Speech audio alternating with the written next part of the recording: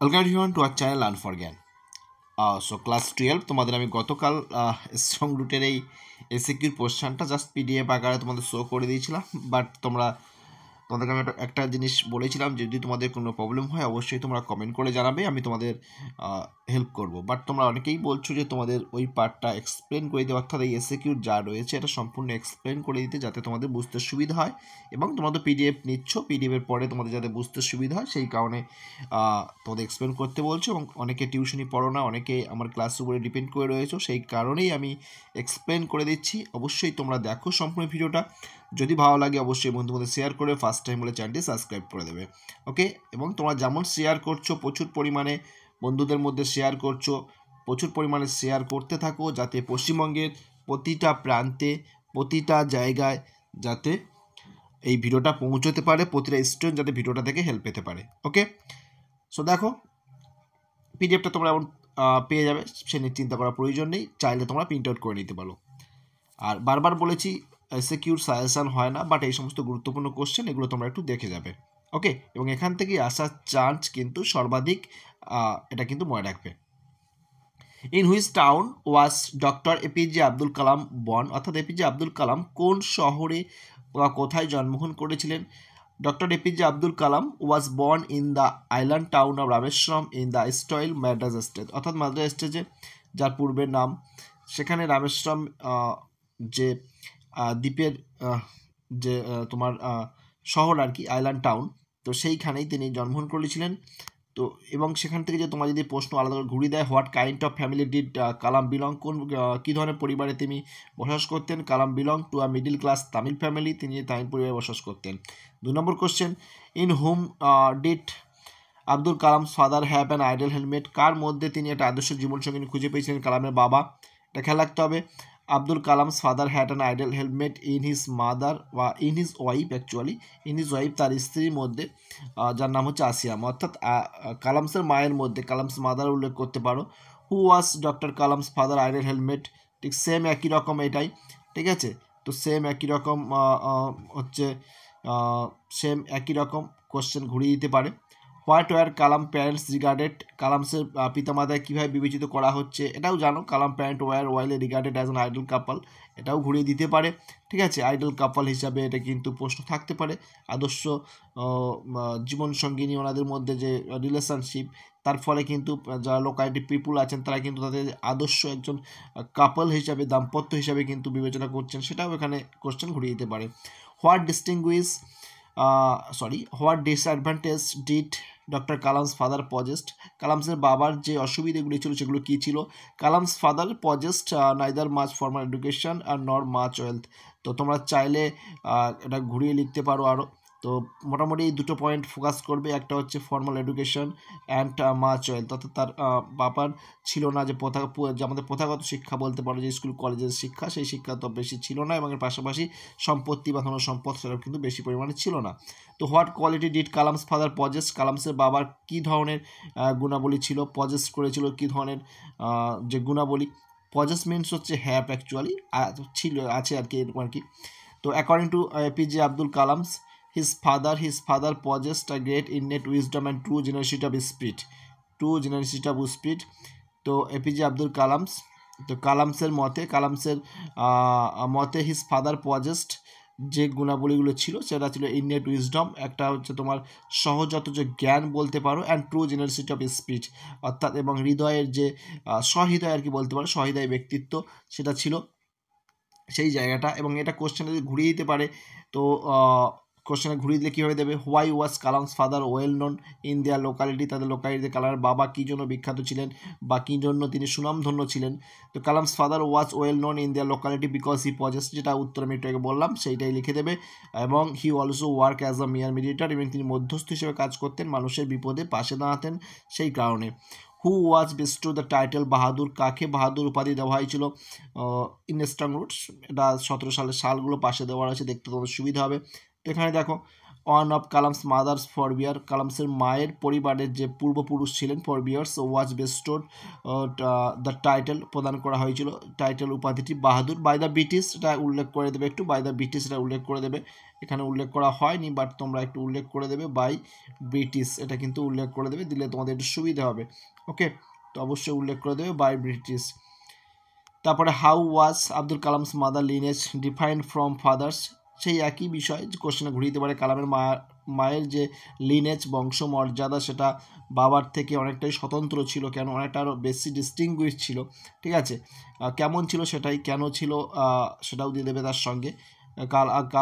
Kalam's mother lineage was more distinguish than his father as one of forbears was bestowed the title Bahadur by the British, অর্থাৎ ব্রিটিশের দ্বারা, যেটা বললাম আগের আনসারটা সেটাই একটু ঘুরিয়ে দিলে কোশ্চেনটা দেবে। এবং এখানে পাশাপাশি জেনে রাখবে তোমরা কালামসের মায়ের নাম কী ছিল, কালামসের মায়ের নাম আসিয়ামা, বাবার নাম কী ছিল, ঠিক আছে, জয়নুল আবদিন।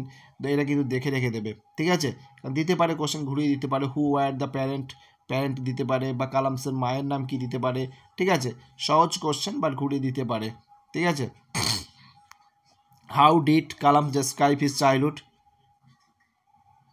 How did Kalam describe his childhood, Kalam কীভাবে তার চাইল্ডহুডকে ডেসক্রাইব করছে, বর্ণনা করছে। Kalam describe his childhood as secure, সুরক্ষিত, বা তো কালাম ডেসক্রাইব তার শৈশবটাকে বর্ণনা করছে সিকিওর, সুরক্ষিত হিসাবে।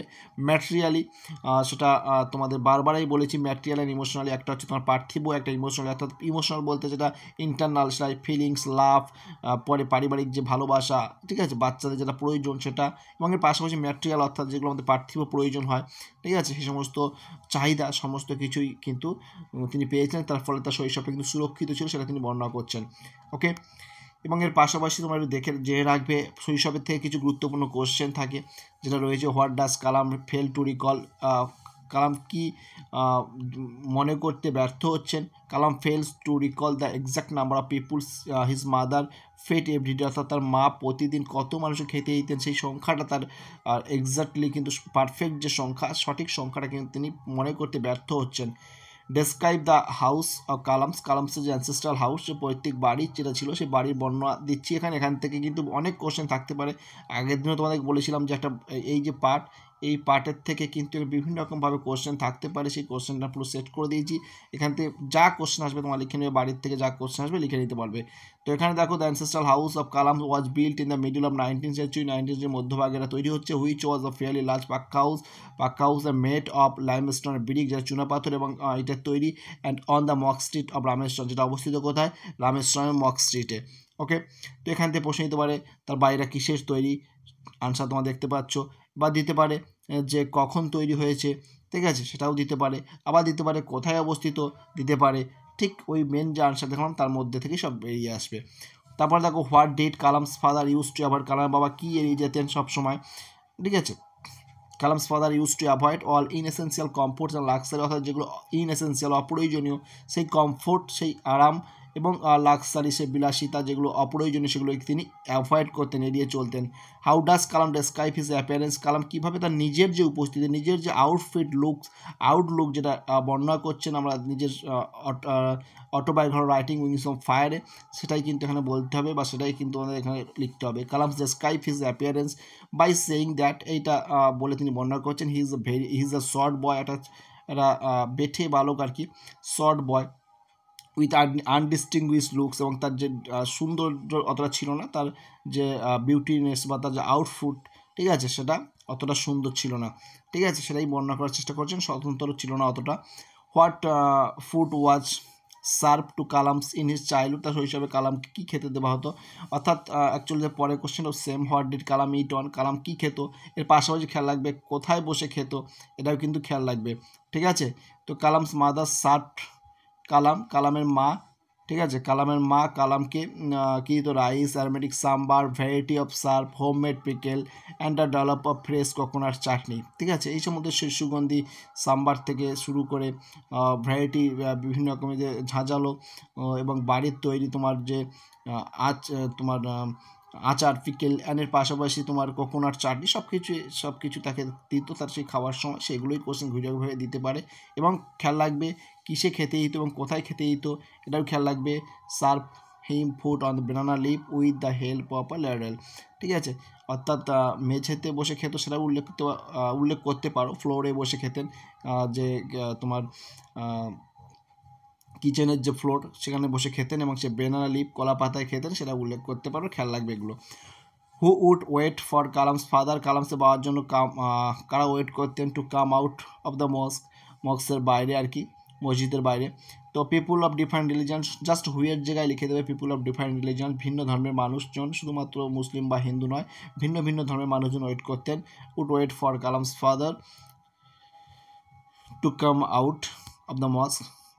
তারপর দেখো who was the high priest of Rameswaram temple, অর্থাৎ শিবা টেম্পল যেটা ছিল রামেশ্বরম টেম্পল, সেই রামেশ্বরম টেম্পলের যে হাই প্রিস্ট মূল পুরোহিত কে ছিলেন, বহুবার দিয়েছে, 15 সালে, 17 সালে, 22 সালে দিয়েছে।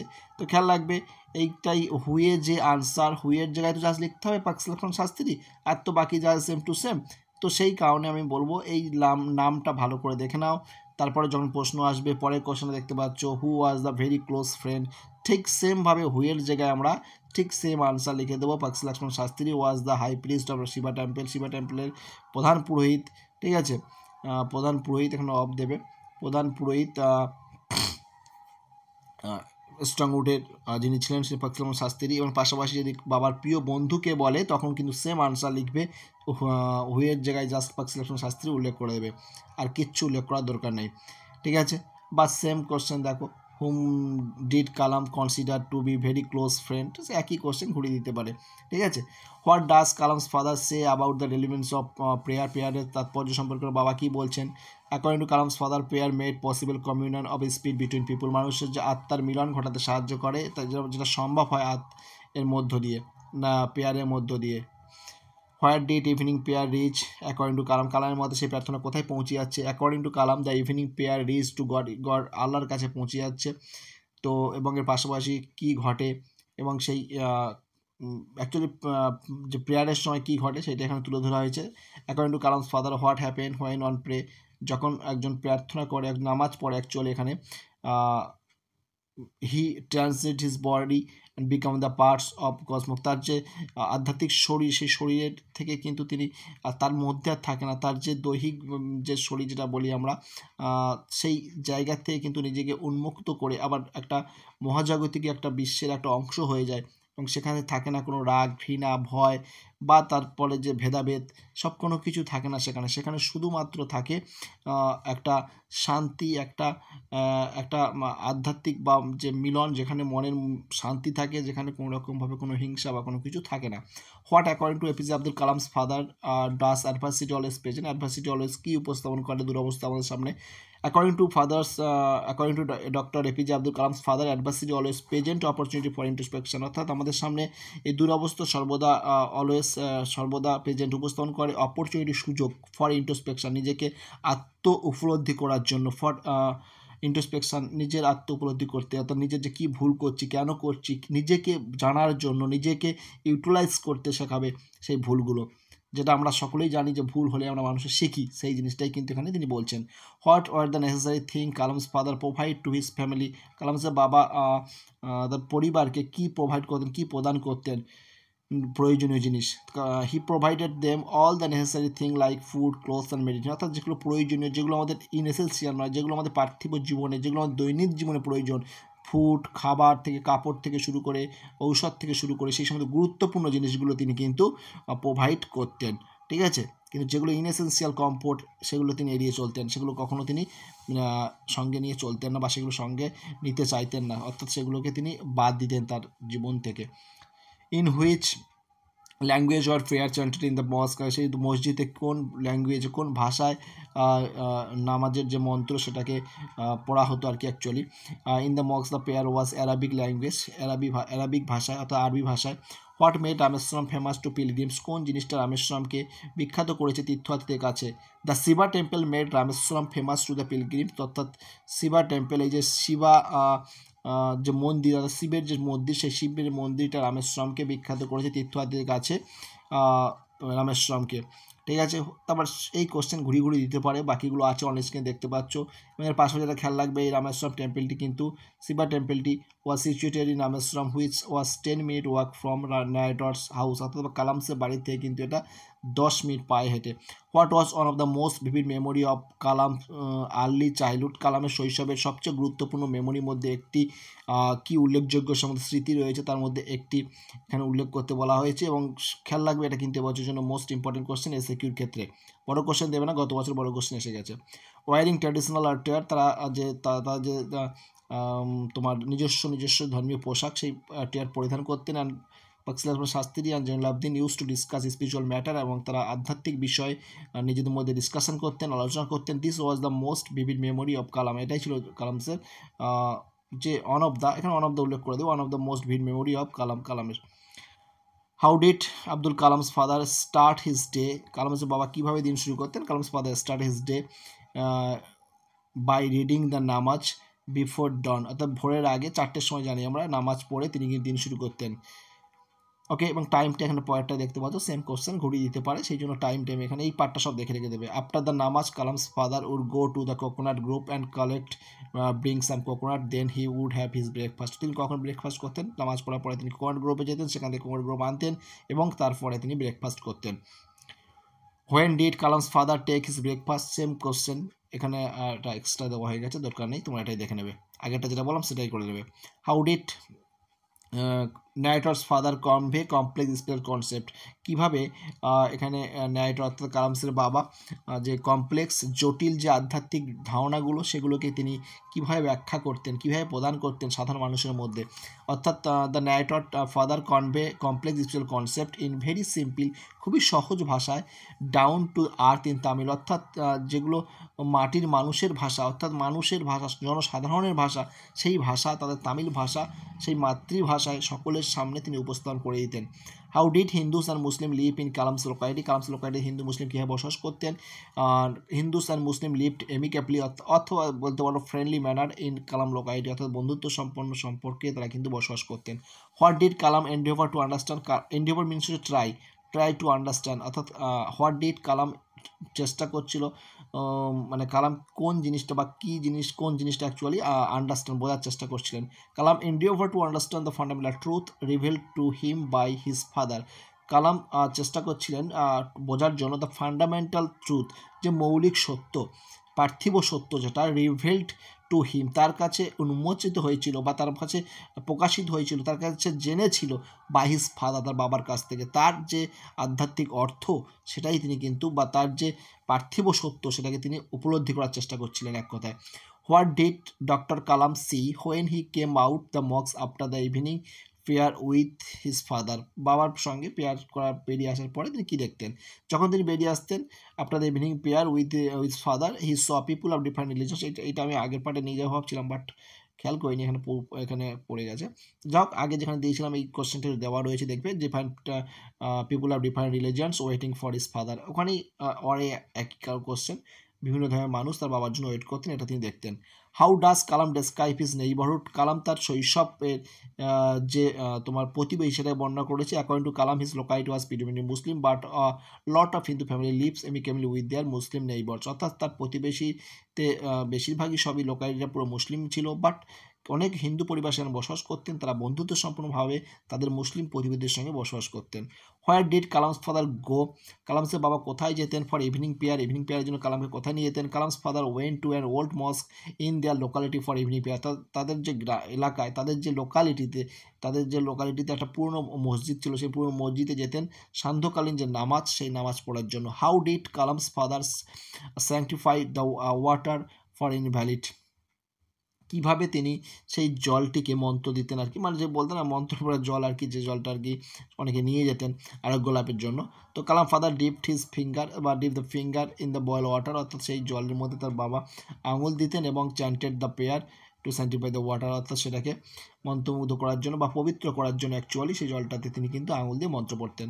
Whom did Kalam try to AMOLED in is the world of science and technology? তার যে আমরা জানি সকলে তিনি অ্যাজ আ সায়েন্টিস্ট একজন খুবই সুনামধন্য সায়েন্টিস্ট, আমাদের ইন্ডিয়ার একজন বিখ্যাত সায়েন্টিস্টদের মধ্যে তিনি একজন। তো সেই কারণে, এবং তোমাদের খেয়াল রাখতে হবে সকলে, তোমরা জানো হয়তো কম বেশি, তবু আমি বলে দিলাম। এবং দেখো এখানে তোমাদের আমি এমসিকিউতে ওনার সম্পর্কে আরও ডিটেলসে বলেছিলাম, আর যারা স্ট্রং রুটের ক্লাস দেখোনি দেখবে স্ট্রং রুটের ডিটেলস ক্লাস দেওয়া রয়েছে। তাহলে কালাম ট্রাই টু ইমুলেট, তিনি কি ইমুলেট করতে, নকল বা অনুকরণ করতে চাইছিলেন ইন হিজ ওয়ার্ল্ড, তার নিজস্ব জগৎ যেটা সায়েন্স অ্যান্ড টেকনোলজির যে বিজ্ঞান এবং প্রযুক্তির যে জগৎ, ওনার নিজস্ব জগৎ, সেই জগতে তিনি কি অনুকরণ বা কি কোন জিনিসটাকে তিনি মানে নিজের সেটাকে অবলম্বন করতে চাইছিলেন আর কি, অ্যাকচুয়ালি অনুকরণ করতে চাইছিলেন। তো Kalam try to emulate his father, ওনার বাবাকে অনুকরণ করতে চাইছিলেন in his world of science and technology, তার যে জগৎ বিজ্ঞান এবং প্রযুক্তির জগতে, সেখানে তার বাবার আদর্শকে অ্যাকচুয়ালি এখানে মানে বাবার আদর্শকে তিনি অনুসরণ করতে চাইছিলেন, এটাই হচ্ছে মেন বিষয়। What do you mean by introspection, introspection অর্থ কী? The word introspection means thinking deeply about a own self, অর্থাৎ নিজেকে উপলব্ধি করা, যেটা একটু আগে বলেছিলাম নিজের সম্পর্কে বোঝা, নিজের ভুল থেকে শেখা, সেই জিনিসটা এখানে কিন্তু বলা হচ্ছে। What did people offer Kalam's father outside the mosque, কালামসের বাবাকে মসজিদের বাইরে যা ওয়েট করতেন তা কী দিতেন? People offer bowls of water Kalam's father outside the mosque, অর্থাৎ মসজিদের বাইরে বললাম না, সব জল নিয়ে দাঁড়িয়ে থাকতেন সকলে, যেটাকে উনি কিন্তু মন্ত্র পড়ে দিতেন। What was the role of Kalam's father in the propitiating of the the demonic forces, তো এখানে বলছে Kalam's father played the role, এখানে অ্যাকচুয়ালি দেখো বলছে what was the role of Kalam's father, কালামসের বাবার যে ভূমিকা কী ছিল, ঠিক আছে, কালাম বাবার ভূমিকা কী ছিল ইন ইন প্রপিসিয়েটিং, ঠিক আছে, প্রপিসিয়েটিং দ্য ডেমনিক ফোর্স, এই যে ডেমনিক যে অশুভ শক্তি বলি আমরা, ডেমনিক ফোর্স অশুভ যে শক্তি, সেই শক্তিকে আমরা যে কীভাবে নিজে কন্ট্রোলে করা যায়, কীভাবে সেটাকে শান্ত করা যায়, সেই এখানে প্রপিসিয়েটিং বলতে এখানে তোমাদের সাথে শান্ত করা, তাকে কাম করা, সেই জিনিসটাকে এখানে কিন্তু বোঝা হচ্ছে। তাহলে অশুভ শক্তিটাকে তিনি কীভাবে শান্ত করতেন। Kalam's father play the role of go between in the propitiating demonic force, এবং এখানে তিনি মধ্যস্থ ভূমিকা পালন করে, ঠিক আছে, মধ্যস্থ ভূমিকা পালন করে এবং সেটাকে চেষ্টা করতেন কোনো রকমভাবে তাদের মনের যে জোর সেটা বাড়িয়ে তিনি চেষ্টা করতেন সেই অশুভ শক্তিটাকে কমিয়ে দেওয়ার জন্য। How according to Kalam does achieve freedom, happiness and piece of mind, কালামের মতে একজন কিভাবে তার যে ফ্রিডম স্বাধীনতা, তার যে হ্যাপিনেস খুশি এবং পিস অফ মাইন্ড মনের যে শান্তি সেটাকে অর্জন করতে পারবে। According to Kalam one achieves freedom, happiness or peace of mind when on sever in his emotion and physical bond, যখন তার নিজের মধ্যে মিলন ঘটবে, মনের মধ্যে এবং দৈহিক এবং মনের মিলন যখন ঘটবে, তখনই কিন্তু সে পৌঁছতে পারবে সেখানে। অর্থাৎ মন এবং শরীর যদি ভিন্ন কথা বলে, অর্থাৎ মন বলছে আমি এটা করব, বাট শরীর সেটা পারছে না, বা শরীর কোনো কিছু করতে চাইছে, মন সেটা চাইছে না, তখন হবে না। অর্থাৎ মন এবং শরীরের উভয়েরই কিন্তু মিলন হতে হবে, তবেই কিন্তু সে সেই জিনিসটাকে তার চূড়ান্ত পর্যায়ে নিজেকে নিয়ে যেতে পারবে। What made the communal spirit of among the people possible, এটা একটু আগে বলেছি, পেয়ার মেট যে আমরা বলেছিলাম পেয়ার কী করে, সেখানেই আনসার দিয়েছিলাম। Last question, how did Kalam's father answer fill Kalam with, কালামসের যে বাবার যে আনসার সেটা কীভাবে কালামসের বাবার যে আনসার কীভাবে কেমনভাবে তার কাছে পৌঁছেছে actually. Kalam's father answer fill Kalam with an stay energy and enthusiasm. Okay, তো এই ছিল টোটাল যে কোশ্চেনে স্ট্রং রুটের মোস্ট গুরুত্বপূর্ণ কিছু কোশ্চেন, যেগুলো তোমরা প্র্যাকটিস করে যাবে, আশা করি এর মধ্যে এসে যাবে। তবুও তোমাদেরকে বলবো ভালো করে প্র্যাকটিস করো, বারবার একটু অন্তত তোমরা একটু টেক্সট পড়বে, এবং তার চেয়ে বড় কথা তোমাদের বলে দিচ্ছি, পরীক্ষার আগে যে 2 দিন টাইম থাকবে সেখানে কীভাবে প্রিপারেশান নেবে সেটা আমি তোমাদেরকে জানিয়ে দেবো। তো তোমরা অবশ্যই সেই ক্লাসটা দেখবে, কিভাবে তোমরা পরীক্ষার আগের 2 দিন যে ছুটি থাকবে সেই 2 দিন কীভাবে প্রস্তুতি নেবে সেই ক্লাসটা তোমরা অবশ্যই দেখবে, কারণ ওই ক্লাসটা কিন্তু তোমাদের হেল্প করবে। তোমরা সকলে পড়ে আছো, কি সব কিছু নোট তোমাদের রেডি আছে, সব কিছু টেক্সট রেডি আছে, তার সত্ত্বেও যদি তোমরা ওই 2 দিন যদি ভুলভাবে যদি তোমার টাইম ওয়েস্ট করো তাহলে কিন্তু হবে না। অর্থাৎ পরিকল্পিতভাবে তোমাদের সেখানে কিন্তু প্রিপেয়ার হতে হবে। সেটা আমি কীভাবে করবে, যারা আমাকে ফলো করো তাদেরকে আমি বলে দেবো, অবশ্যই তোমরা বেটার রেজাল্ট পাবে। তো বেস্ট অফ লাক, বাই।